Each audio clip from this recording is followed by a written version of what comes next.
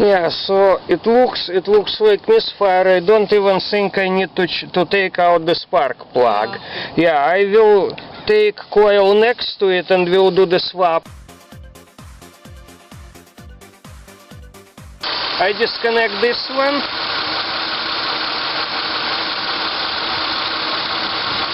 There is no difference. I disconnect this one. There is a difference. So we just move coil from cylinder number 6 to number 5. And this is the problem.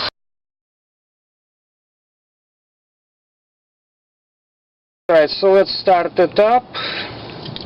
I will be making video.